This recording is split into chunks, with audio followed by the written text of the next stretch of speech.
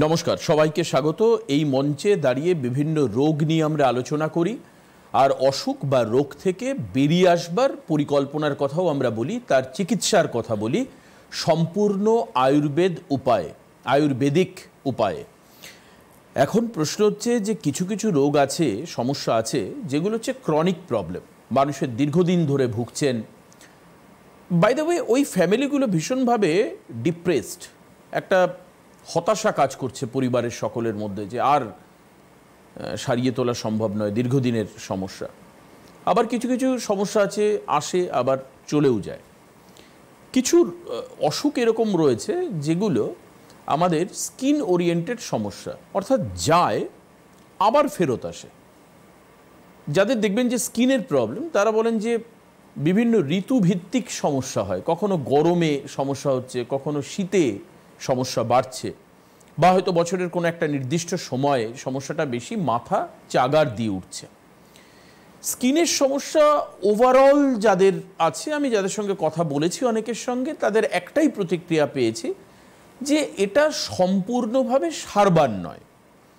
সেটা একেবারে সেই একটা বয়ঃসন্ধির কালে পিম্পলস থেকে শুরু করে নানান রকম জটিল সমস্যা, বারবার করে তার রেকারেন্স হচ্ছে, বারবার করে ফেরত আসছে। প্রশ্ন হচ্ছে যে স্কিনের প্রবলেম আয়ুর্বেদ উপায়ে কি তার স্থায়ী সমস্যার সমাধান সম্ভব?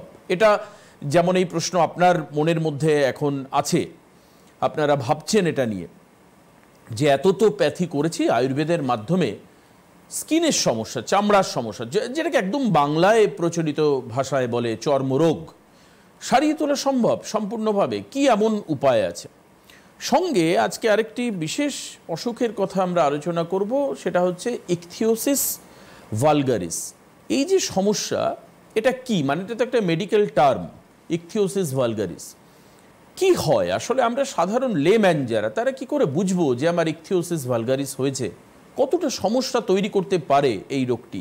এবং ওই সর্বোপরি একই প্রশ্ন যে স্থায়ী সমাধান আয়ুর্বেদের মাধ্যমে পাওয়া কি সম্ভব? কারণ এখন আমরা যেরকম এনবিপি ইউনানিয়ান আয়ুর্বেদ রিসার্চ সেন্টারের এই প্রোগ্রামে প্রতিনিয়ত এক্সপেরিমেন্ট হচ্ছে নতুন রোগ বা তার সমস্যা এবং তাকে সারিয়ে তোলা নিয়ে, সেইভাবে মানুষও যেন খানিকটা এক্সপেরিমেন্টাল মুডে একবার এ প্যাথি, একবার ও প্যাথি, একবার সে প্যাথি করেন। তাদের কাছে, অনেকের কাছে আয়ুর্বেদ আজকে একটা এক্সপেরিমেন্টাল প্ল্যাটফর্ম, যে আসি দেখি আমরা তো সব প্যাথি করে দেখলাম, এবার একবার আয়ুর্বেদকে টেস্ট করে দেখি। একদম এক্স্যাক্ট কোট আনকোট এই কথা আমাকে অনেকে বলেছেন যে একবার আয়ুর্বেদ করে দেখা যাক কি হয়।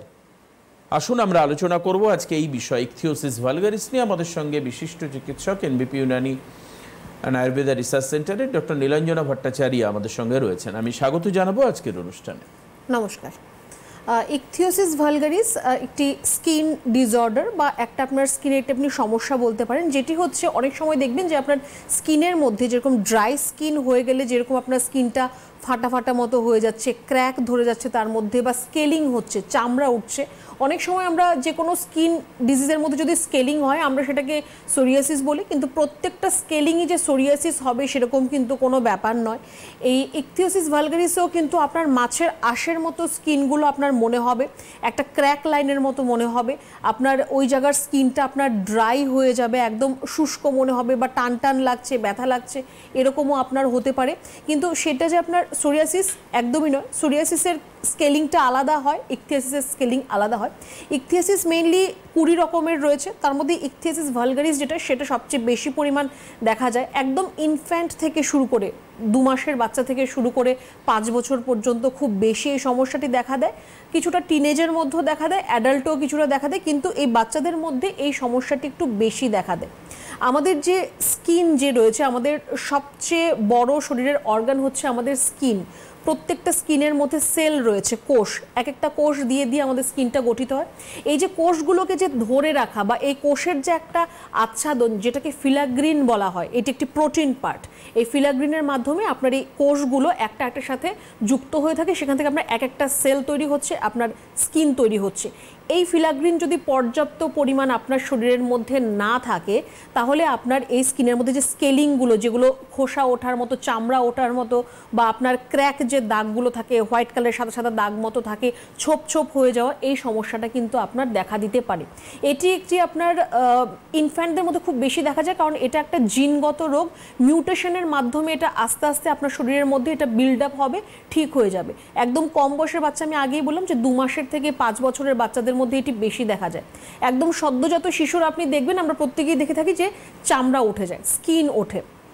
তো এই যে স্কিনের লেয়ারগুলো যদি ঠিকভাবে যদি না সরে, বা যদি প্রপারলি যদি ক্লিন না করা হয়, ক্লিয়ার না করা হয়, তাহলেও কিন্তু আপনার এই ইকথিয়াসিস ভালগারিসের মতো সমস্যা আপনার কিন্তু আসতে পারে।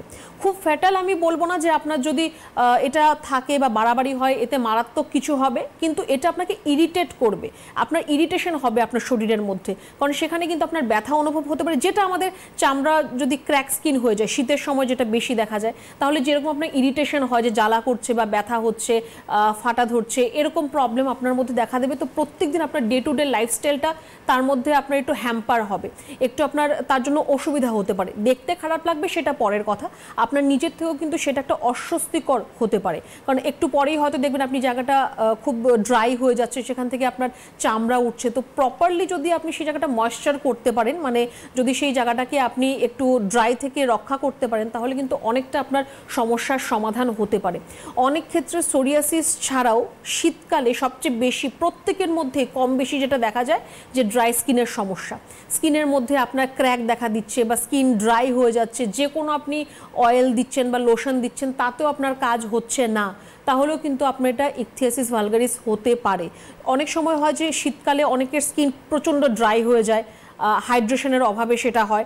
আপনি হাইড্রেশনের পরও যদি আপনার স্কিনটা সেম থাকে, যে আপনার 5-10 মিনিট পর আবার ড্রাই হয়ে যাচ্ছে বা সেখানে ব্যথা জ্বালা হচ্ছে, তাহলে কিন্তু আপনার একটু ডক্টরের সাথে কনসাল্ট করার প্রয়োজন রয়েছে, কারণ এটা কিন্তু আপনার শুধু শীতকালে ড্রাই স্কিনের সমস্যা নয়, ইকথিয়াসিসের মতো সমস্যাও কিন্তু আপনার এটা হতে পারে।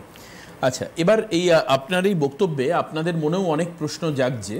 আপনাদের যাদের নানান রোগ নিয়ে সমস্যা রয়েছে, অসুখ বিসুখ নিয়ে প্রবলেম রয়েছে, যারা আয়ুর্বেদের সমাধান চাইছেন, তারা তো ডেফিনেটলি আজকে ফোন করবেন।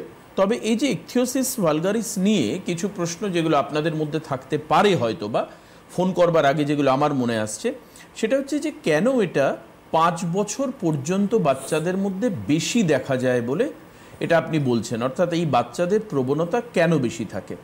এটা কি তাহলে কোনো জিনগত সমস্যা, জন্মগত সমস্যা, নাকি এই সময় বারবার করে স্কিনটা পরিবর্তন বা চেঞ্জ হওয়ার জন্য এই ধরনের সমস্যা আসতে পারে? এক। দ্বিতীয়ত, আপনি হাইড্রেশনের কথা বলছেন। যদি আমরা ডিহাইড্রেটেড হয়ে যাই, অনেক সময় দেখা যায় যে শরীর ডিহাইড্রেটেড হয়ে গেছে, আমরা তার জন্য নানান রকম নুন চিনি জল, লেবু জল ইত্যাদি খাই, বিশেষত শীতকালে হয়, স্কিন খুব রাফ হয়ে যায়। এই যে ডিহাইড্রেশন, এর জন্যও কি এই সমস্যা আসতে পারে? তাহলে কি আমাদের প্রচুর জল খেলে মোটামুটি টু সাম এক্সটেন্ট এটাকে আমরা প্রোটেক্ট করতে পারি? প্রথমত বলবো, বাচ্চাদের ক্ষেত্রে যে কথাটা, ওই সময়টায় স্কিনের সেলগুলোর মিউটেশন হতে থাকে, যেটা আপনি বললেন যে স্কিনটা বারবার পরিবর্তন হচ্ছে, কারণ একদম সদ্যজাত শিশুর স্কিনটা চেঞ্জ হয়, তারপর নতুন স্কিন আসে। এই যে চেঞ্জেসটা যখন হচ্ছে, ওই সময়টায় এই প্রবলেমটা বেশি দেখা যায়, কারণ এটা কিছুটা আপনার জিনগত সমস্যা। তো মিউটেশনের জন্য ওই বাচ্চাদের ওই টাইম পিরিয়ডটা 2 মাস থেকে 5 বছর, ওই সময়টায় এই প্রবলেমটা বেশি দেখা যায়। টিনেজের মধ্যেও কিছুটা থাকে, অ্যাডাল্টে খুব কম দেখা গেছে কেসেস। আর রইল কথা হাইড্রেশনের, দেখুন ডিহাইড্রেশন আপনার যদি অত্যধিক হয়, অত্যধিক ইন দ্যাট সেন্স আপনি 3-4 ঘন্টা জল খেলেন না, বা আপনি 10 ঘন্টা 12 ঘন্টা খেলেন না, তাহলে আপনার এই প্রবলেম হবে না। এরকম কোনো কেসেস হলো যে আপনি গোটা 24 ঘন্টা বা তার থেকেও বেশি আপনি জল পাচ্ছেন না, কোথাও জল আপনার কাছে অ্যাভেলেবেল নেই, তখন আপনার এই সমস্যাটা আসতে পারে। তো সেখানে আপনার ডিহাইড্রেশন থেকে বাঁচার জন্য আপনাকে যে কোনো ধরনের পানীয় সেটা আপনার পান করা অবশ্যই উচিত, কিন্তু এর থেকে যে আপনার ইকথিয়াসিস হবে এটা কিন্তু কোনো কথা নয়। আপনার ইকথিয়াসিস হওয়ার কিছু ডিজিজ কন্ডিশনও রয়েছে, যেরকম আপনার যাদের যদি কারোর লেপ্রোসি হয়ে থাকে, কুষ্ঠ যদি কারোর হয়ে থাকে, কারোর যদি হিস্ট্রি থাকে যে লেপ্রোসি কখনো হয়েছিল, তাদের ক্ষেত্রে এই সমস্যাটা আসতে পারে। ক্যান্সার যাদের হয়েছে তার কিছু সাইড এফেক্ট হিসাবে এই সমস্যাটি আসতে পারে। কিছু কিছু পার্টিকুলার মেডিসিনস রয়েছে, কিছু ড্রাগস রয়েছে, তার সাইড এফেক্টও কিন্তু আপনার এই সমস্যাটি আসতে পারে। হাইপোথাইরয়েডিজমে এই প্রবলেম দেখা যায়। অনেকেই থাইরয়েড যাদের রয়েছে আপনারা হয়তো লক্ষ্য করবেন আপনাদের স্কিনটা ড্রাই হয়, খসখসে টাইপের হয়। এবার সেটা আপনার থাইরয়েডের জন্য হচ্ছে, প্রত্যেকটা আলাদা ডিফারেন্স রয়েছে। এবার আপনার থাইরয়েড যদি অতিরিক্ত মাত্রায় রয়েছে, আপনি চিকিৎসা করছেন না বা আপনার চিকিৎসায় সেটার থাইরয়েড কমছে না, সেখান থেকেও কিন্তু আপনার ইকথিয়াসিসের মতো সমস্যা আসতে পারে। ডক্টর নীলাঞ্জন, আমরা একটা জিনিস দেখেছি যে স্কিন ডিজিজের ক্ষেত্রে অনেক রেস্ট্রিকশন থাকে। কোথায় যে আমি এটা খাওয়া যাবে তো ওটা খাওয়া যাবে না, এটা করা যাবে ওটা করা যাবে না। এই ক্ষেত্রে যে আমরা কি করব আর কি করব না, এটা একটু মানুষ নিশ্চিতভাবে জানতে চাইবেন যে যদি কারোর হয়ে থাকে তিনি ট্রিটমেন্ট করাতে আসবেন, কিন্তু তার আগে তার বেসিক কোন কোন খাওয়া দাওয়ার ক্ষেত্রে তিনি নিয়ন্ত্রণ করবেন বা করবেন না। কিন্তু তার আগে একজন ফোনে রয়েছেন, আমি ফোনটাও নিয়ে নিই। ফোনকে গুরুত্ব দিয়ে আপনারা একের পর এক ফোন করুন, আমরা আপনাদের সমস্যাগুলো নিয়ে আজকে আলোচনা করব, কথা বলবো। কে আছেন ফোনে? হ্যাঁ, আমি আমার মায়ের ব্যাপারে ডাক্তারবাবুর সঙ্গে একটু কনসাল্ট করতে চাইছি। আপনি কোথা থেকে ফোন করছেন? হ্যাঁ, আমি আসানসোল থেকে ফোন করছি। বলুন, আপনার মায়ের কি হয়েছে বলুন। হ্যাঁ, আমার মায়ের অ্যাকচুয়ালি রিমাটয়েড আর্থারাইটিস ধরা পড়েছিল আজ থেকে মোটামুটি 5-6 বছর আগে। হ্যাঁ, এবং তখন যে অবস্থাটা ছিল মানে একেবারে খুবই মানে জয়েন্টে খুব ব্যথা এবং মানে কি বলবো খুব কাহিল অবস্থায় ছিল। তো সেই অবস্থায় অ্যালোপ্যাথি চিকিৎসা হয় এবং অ্যালোপ্যাথি চিকিৎসা মোটামুটি 1-2 মাস ওষুধ খেয়ে মানে অনেক ভালো হয় এবং আজ পর্যন্ত এখনো অব্দি খুব একটা সেরকম প্রবলেম হয়নি। বাট আমি যেটা রিমাটয়েড আর্থারাইটিস সম্বন্ধে যতটুকু মানে বিভিন্ন জায়গা থেকে যা খবর পাচ্ছি, তার কিছু কিছু সিমটম আমি আমার মায়ের মধ্যে দেখি এবং আমি বলে দিই আমার মায়ের হাইপোথাইরয়েড ও আছে। ঠিক আছে, কারণ একটু হার্টের হালকা মানে একটু ব্রিদিং প্রবলেম সামথিং এসব দেখছি।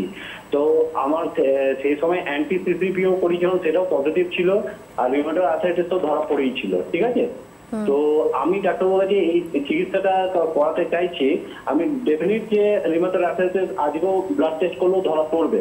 ওকে, তো আমার ডাক্তারবাবুকে যেটা জিজ্ঞেস করা আছে যে সেটা হচ্ছে যে এটার মোটামুটি পার্মানেন্ট চিকিৎসা কতদিনে সম্ভব, আর এটা মোটামুটি কিরকম খরচপাতি পড়তে পারে। আচ্ছা, আপনার মায়ের আরএফ ফ্যাক্টর লাস্ট কত রয়েছে সেটা আপনার জানা আছে? দেখুন ম্যাম, ওইটা আমার মনে নেই, 5-6 বছর আগে আপনার এটা টেস্ট করেছিলাম, তবে এটা পজিটিভ হয়েছিল, সেটা ডাক্তারবাবু বলেছিলেন, এবং অ্যান্টি-সিসিপিও পজিটিভ ছিল। আচ্ছা, বেশ, দেখুন আপনি শুনতে থাকুন, আমি আপনার প্রত্যেকটা প্রশ্নেরই উত্তর দেব। প্রথমত তো বলবো যে আপনার মায়ের আরএফ ফ্যাক্টর রয়েছে, আপনি বললেন 10 বছর ধরে ওনার এই সমস্যাটা রয়েছে, মেডিসিন খাওয়ার পর ঠিক রয়েছে। এবার আরএফ ফ্যাক্টর পজিটিভ, এটা একটা ডিফারেন্ট স্টোরি। আরএফ ফ্যাক্টরের একটা রেঞ্জ থাকে, যদি আপনার 20-র বেশি থাকে বা অনেক ক্ষেত্রে 15-16 তার থেকেও যদি বেশি থাকে, তাহলে কিন্তু ওনার আরএফ ফ্যাক্টরের রেঞ্জটা জানা যাবে, সেটা জানা খুবই প্রয়োজন রয়েছে।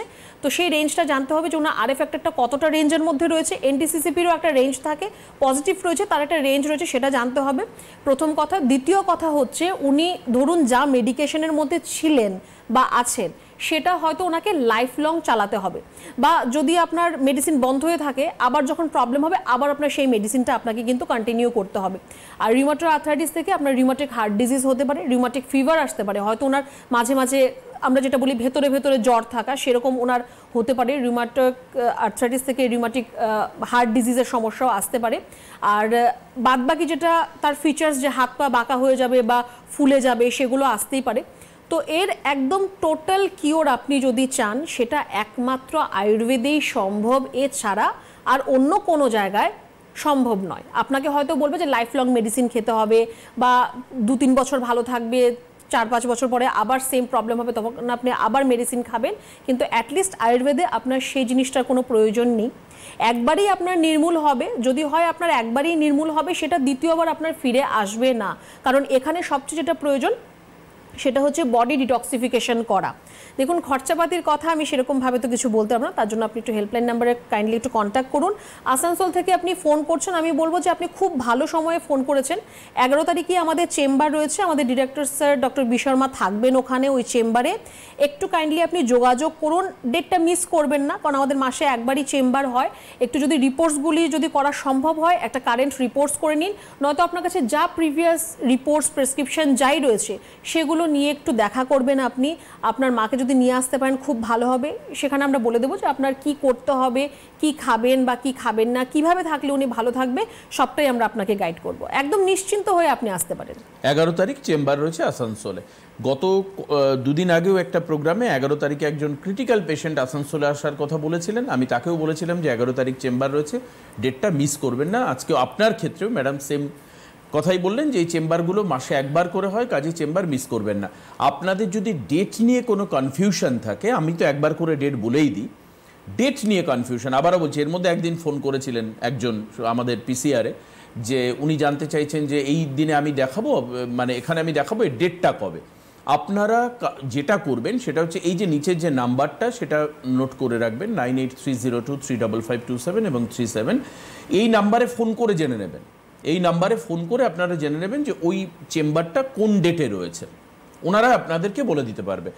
দ্বিতীয়ত আসি হচ্ছে যে সমস্যা নিয়ে আমি ফোন করেছিলাম, যে এই যে ইকথিওসিস ভালগারিসের ক্ষেত্রে কি কি খাওয়া উচিত বা উচিত নয়, বা কিভাবে আমি থাকবো, আমার লাইফস্টাইলটা কেমন হবে, তার যদি কোনো গাইডলাইন দেওয়া যায়। আর তারপরে মোস্ট ইম্পর্টেন্ট যেটা আপনি বললেন একটু আগে, যে রিউম্যাটয়েড আর্থারাইটিসের ক্ষেত্রে অন্যান্য প্যাথি নয়, একমাত্র আয়ুর্বেদের পক্ষে সম্ভব তার ট্রিটমেন্ট করা, তাকে পুরো সুস্থ করা। ঠিক এমনিভাবে আমার একই প্রশ্ন থাকছে স্কিন ডিজিজগুলোর ক্ষেত্রে, যত রকম, শুধুমাত্র ইকথিওসিস ভালগারিস না, সোরিয়াসিস সহ আরও অনেক কিছু। কারণ আমরা তো এটাও শুনেছি, আপনারাও জানেন, যে সোরিয়াসিস নাকি ঠিক হয় না। এই কথাটাও কিন্তু জনশ্রুতি হিসাবে প্রচলিত রয়েছে আমাদের সমাজের মধ্যে, বা আমাদের শুনতে পাই আমরা। সত্যি কি তাই? আপনার থেকে জানবো, তার আগে আরেকজন ফোনে আছেন। কে আছেন ফোনে? হ্যালো। হ্যালো, হ্যাঁ বলুন, কে বলছেন? আমি মঙ্গলকোট থেকে বলছি। মঙ্গলকোট থেকে বলুন, কি কার প্রবলেম নিয়ে কথা বলবেন বলুন। আমারই প্রবলেম আছে, মাজায় আমার খুব যন্ত্রণা, মাজা থেকে শুরু পাটা পেছন দিক।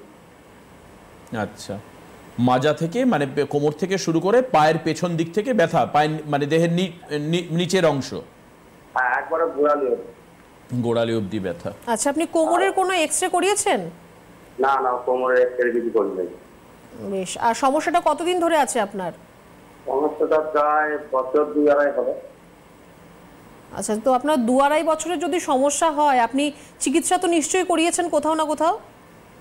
হ্যাঁ, চিকিৎসা করানো বলতে এই আপনার এই সকালে একদিন পরিশ্রম, দিনটা তো 8 দিনে খুব ভালো হচ্ছিল না, যখন ওষুধ খাচ্ছিলাম তখন ভালো থাকতাম, আবার ওষুধ খাওয়া বন্ধ করে দিলে আবার জায়গা খাই।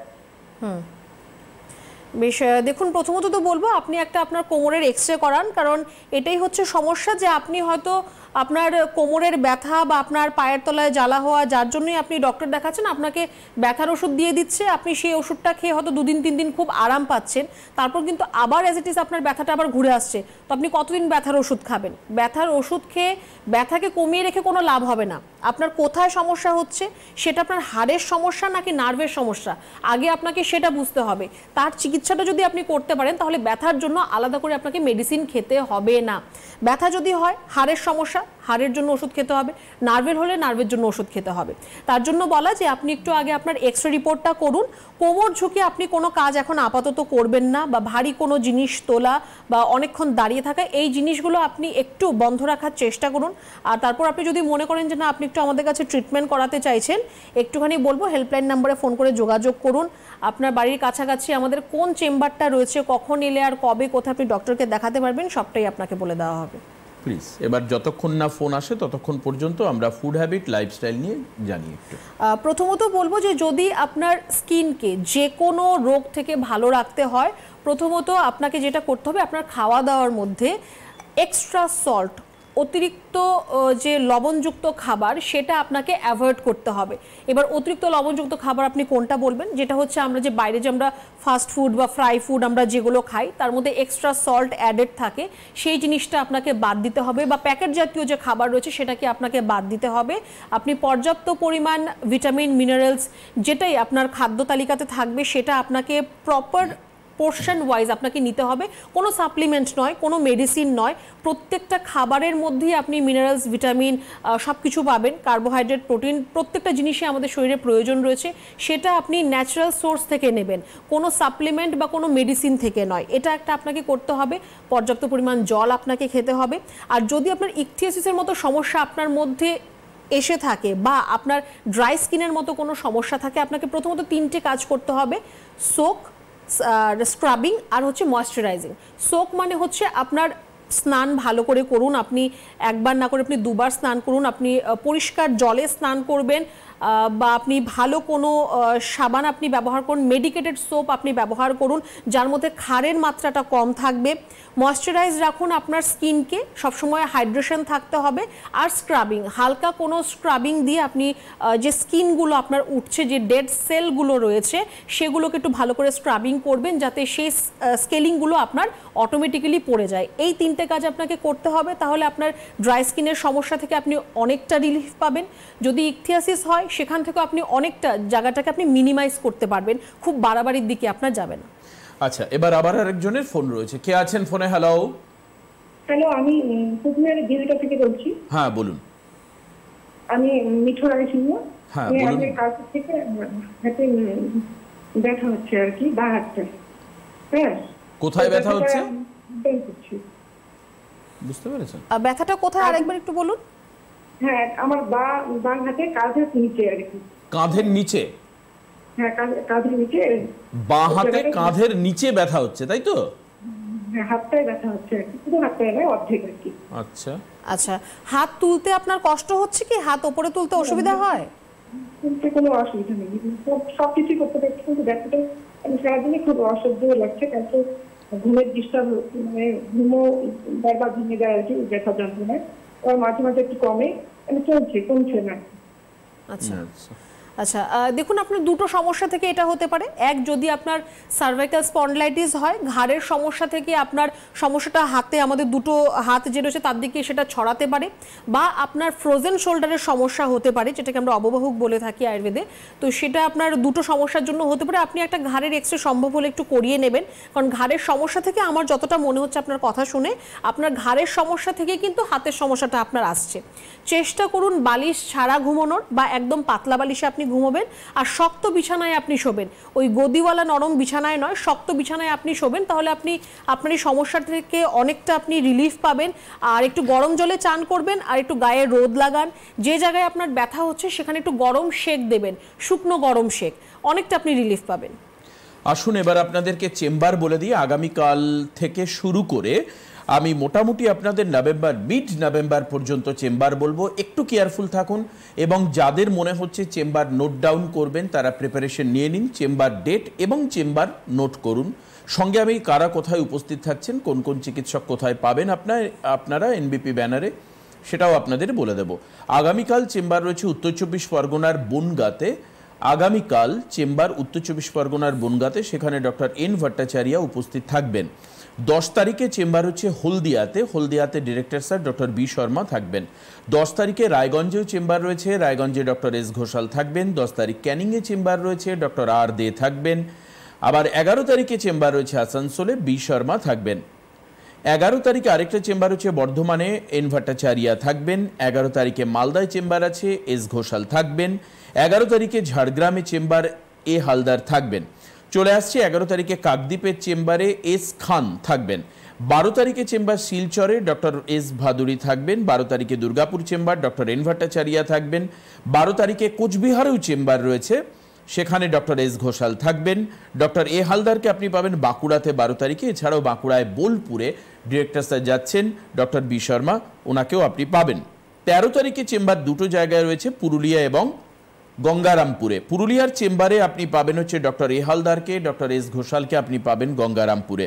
চলে আসছি 14 তারিখে আরামবাগে chamber, as usual doctor A Haldar থাকবেন। 18 তারিখে চেম্বার রয়েছে 3টে জায়গায়। কোথায় কোথায়? 1 হচ্ছে খড়গপুর, 2 হচ্ছে শিলিগুড়ি, 3 হচ্ছে বহরমপুর। খড়গপুরে আপনি পাবেন ডক্টর এন ভট্টাচার্যকে, এস ঘোষালকে পাবেন শিলিগুড়িতে, বহরমপুরে আপনি পাবেন ডক্টর বি শর্মাকে। 19 তারিখে চেম্বার 3 জায়গায় আছে। গুয়াহাটিতে চেম্বার রয়েছে, গুয়াহাটিতে আপনি ডক্টর এস ঘোষালকে পাবেন। আগরতলায় চেম্বার রয়েছে, আগরতলায় ডক্টর এন ভট্টাচার্যকে আপনি পাবেন। কৃষ্ণনগরে চেম্বার রয়েছে, ডক্টর বি শর্মাকে আপনি পাবেন কৃষ্ণনগরের চেম্বারে। 27-10 চেম্বার রয়েছে আলিপুরদুয়ারে ডক্টর এস ঘোষালকে পাবেন। 28 তারিখে চেম্বার রয়েছে অক্টোবরে হেড়িয়াতে, ডক্টর এ হালদারকে আপনি পাবেন। মেচেদায় চেম্বার হচ্ছে 29 তারিখে 29 অক্টোবর, আপনি এন ভট্টাচার্যকে পাবেন। চলে আসছি নভেম্বরে 3টে চেম্বার এখন অ্যানাউন্স করে রাখি আগে থেকে। সেটা হচ্ছে 2 তারিখ জামশেদপুর, ডক্টর এন ভট্টাচার্যকে পাবেন। দিল্লিতে চেম্বার রয়েছে, দিল্লির চেম্বার হচ্ছে 11 তারিখ 11th of নভেম্বর, আপনি এ হালদারকে পাবেন। অন্যদিকে ডিব্রুগড়ে চেম্বার ডক্টর এস ঘোষালকে পাবেন 17 তারিখ, অর্থাৎ আসামের ডিব্রুগড়ে 17ই নভেম্বর চেম্বার রয়েছে, এখানে আপনি ডক্টর এস ঘোষালকে পাবেন। এই তো গেল বিভিন্ন জেলায় ছড়িয়ে থাকা এনবিপি ইউনানি অ্যান্ড আয়ুর্বেদা রিসার্চ সেন্টারের বিভিন্ন চেম্বার, যাতে আপনারা এই সমস্ত চিকিৎসকদেরকে পাবেন। এছাড়াও উত্তর 24 পরগনার মধ্যম গ্রামে হেড অফিস এবং রেজিস্টার্ড অফিস রয়েছে। কলকাতা এবং হাওড়াতে একাধিক জায়গায় চেম্বার রয়েছে, ল্যান্সডাউন থেকে শুরু করে বালি, বেলুড়, বাল্টিকুড়ি বাজার, দাসনগর, এই সমস্ত জায়গায় চেম্বার রয়েছে। আপনারা সেই সমস্ত চেম্বারেও নক করতে পারেন, চেম্বারে আসতে পারেন। এই হচ্ছে পুরো শিডিউল। আপনারা হতে পারে মিস করে গেছেন আমার বলার সময়, তার জন্য আবারও একবার রিপিট করব, নিচে টিভি স্ক্রিনে যাওয়া হেল্পলাইন নাম্বার বলে কনস্ট্যান্ট যে নাম্বারটা যাচ্ছে, শো হচ্ছে, এই নাম্বারটাকে নোট করে রাখুন। এই নাম্বারে ফোন করলেও আপনার নিকটবর্তী চেম্বার কোথায় এবং কবে এবং কে যাচ্ছেন, এই 3টে বিষয়েই হেল্পলাইন নাম্বার থেকে আপনাকে হেল্প করা হবে। এটা মাথায় রাখবেন যে রোগ ফেলে রাখলেই বিড়ম্বনা বাড়বে। আজ যদি আমরা চিকিৎসা শুরু করি, আমরা দিন গুনতে পারবো যে হয় 1 মাস, নয় 2 মাস, নয় 3 মাস পরে আমরা একটা সুস্থ নিরোগ শরীর এবং জীবন পাব। আপনারা ফোন করুন, এখনও অনুষ্ঠানের আরও 4-5 মিনিট তো আছেই হাতে। কিন্তু তার আগে আমি জানতে চাইব যে স্কিন প্রবলেম, মানে যে ডার্মা প্রবলেম, এটা আয়ুর্বেদে কি পুরোপুরি সারিয়ে তোলা যায়? আপনি লাইভ এইটুকুকে আশ্বস্ত করতে পারেন মানুষকে? একদমই। আমি আমার প্রত্যেকটা প্রোগ্রামে একটাই কথা বলি যে আপনার স্কিনের যে কোনো সমস্যা বা আপনার পেটের যে কোনো সমস্যা, সেটা কিন্তু একমাত্র আয়ুর্বেদের মাধ্যমেই সঠিক হওয়ার সম্ভাবনা রয়েছে আপনার। এছাড়া আর অন্যান্য, আমার মনে হয় অন্য কোনো ট্রিটমেন্টে আপনারা হয়তো অনেকেই ট্রিটমেন্ট করাচ্ছেন, মেডিসিন খাচ্ছেন তো ভালো থাকবেন, মেডিসিন বন্ধ করলে আবার আগের জায়গায়, বা মেডিসিন বন্ধ করে আপনি হয়তো 1 মাস 2 মাস ভালো থাকছেন, আবার অ্যাজ ইট ইজ আগের জায়গায়। কিন্তু আয়ুর্বেদ ট্রিটমেন্টে যে কোনো আপনার স্কিন ডিজিজ বা পেটের সমস্যা, আপনার যেটা আপনার ঠিক হবে, হয়তো বা আপনার একটু সময় বেশি লাগতে পারে। আপনার যদি অনেক দিনের রোগ হয়, আপনি 10 বছরের রোগ নিয়ে এসে যদি আমাকে বলেন 10 দিনে ঠিক করে দিন, সেটা সম্ভব নয়, কারণ আমরা এখানে কোনো জাদু করতে বসে নেই। মেডিসিন সে তার কাজের মতোই কাজ করবে, একটু সময় দিতে হবে, একটু ধৈর্য ধরতে হবে আপনাকে, অবশ্যই আপনার সমস্যার সমাধান হবে। আর সেটা দ্বিতীয়বার আপনার মধ্যে আর ফিরে আসবে না, আপনাকে আর কোনো প্রবলেম আপনার লাইফের মধ্যে ক্রিয়েট করবে না। সেটা আপনার সোরিয়াসিস, এক্সিমা বা আপনার ইকথিয়াসিস বা আপনার যে কোনো ধরনের বড় রোগ হোক বা আপনার সামান্য একটা কন্টাক্ট ডার্মাটাইটিস হোক, প্রত্যেকটা সমস্যারই সমাধান রয়েছে একমাত্র আয়ুর্বেদে। একদম। আরো আরেকজন ফোনে আছেন। কে আছেন ফোনে? হ্যালো। হ্যাঁ বলুন, কে বলছেন? আমি ঝাড়গ্রাম থেকে তরুণ মিস্ত্রি বলছি। আচ্ছা বলুন, কি হয়েছে আপনার? ওই ভাত খাওয়ার পরে জল বেশি খেলে না, কিছুক্ষণ পরে পেচ্ছাপটা 2-3 বার হয়, আর পেচ্ছাপে দেখা যাচ্ছে সেই ফেনা ফেনা হয়, জমা ফেনা না, অল্প দানা দানা ছড়িয়ে দেখা যায়, বুদবুদি দেখা যায়। বেশ, আপনার বয়সটা একটু বলবেন? 52। সুগারের কোনো সমস্যা রয়েছে আপনার? সুগারের সমস্যা নাই, কিন্তু হাই প্রেসার আছে, হাই প্রেসার, কোলেস্ট্রল আছে। আচ্ছা। সুগারের টেস্ট কোনোদিন করিনি, আগেও অনেকদিন আগে করেছিলাম, ছিল না। খুব ভালো, সুগার না থাকলে তো ভালোই, কিন্তু আপনার প্রোস্টেটের কোনো সমস্যা হচ্ছে কিনা সেটা কিন্তু জানতে হবে, ঠিক আছে? আপনার যদি বারে বারে ইউরিনের প্রবলেম হচ্ছে, তাহলে আপনার প্রোস্টেটের সমস্যা থেকে হতে পারে, কারণ আফটার 45 কিছুটা প্রোস্টেট আপনার এনলার্জমেন্ট হতে পারে, সেখান থেকে প্রবলেম আসতে পারে। তো আপনি সামান্য একটা পেটের ছবি করান, একটা ইউএসজি রিপোর্ট করান, তারপর যদি আপনার মনে হয় বা যদি আপনার সম্ভব হয়, ঝাড়গ্রামে আমাদের চেম্বার রয়েছে, আপনি সেখানে এসে যোগাযোগ করতে পারেন, একটু দেখিয়ে নিতে পারেন। আর আপনাকে বলবো যে আপনি এখন আপাতত জল খাওয়ার সময় বসে জল খাবেন, চেষ্টা করবেন ইউরিন করার সময় বসে ইউরিন করার, তাহলে আপনার যদি প্রোস্টেটেরও কোনো প্রবলেম থাকে সেখানে আপনার অনেকটা হেল্প হবে। একদম। ঝাড়গ্রামে আপনার চেম্বার 11 তারিখে, ঠিক যেরকমভাবে আসানসোলের চেম্বার 11 তারিখে, ঝাড়গ্রামেও ডক্টর এ হালদার থাকবেন 11 তারিখে অক্টোবরে, অর্থাৎ আজ থেকে ঠিক 2 দিন পর চেম্বার রয়েছে। আপনি ইমিডিয়েট চলে আসতে পারেন ঝাড়গ্রামে, নিশ্চিতভাবে আপনার ট্রিটমেন্ট করা সম্ভব। আর তার আগে গাইডলাইনটা ফলো করবেন। আজকে এখানে শেষ করব, আগামীকাল আবার একই সময় অর্থাৎ ঠিক রাত 9:30 সিটিভিএনে এনবিপি ইউনানি আয়ুর্বেদা রিসার্চ সেন্টারের জন্য আগাম আমন্ত্রণ আপনাদেরকে জানিয়ে রাখলাম। সবাই ভালো থাকুন, সুস্থ থাকুন। অনেক অনেক ধন্যবাদ ডক্টর ভট্টাচার্যকে। নমস্কার আপনাদের সবাইকে।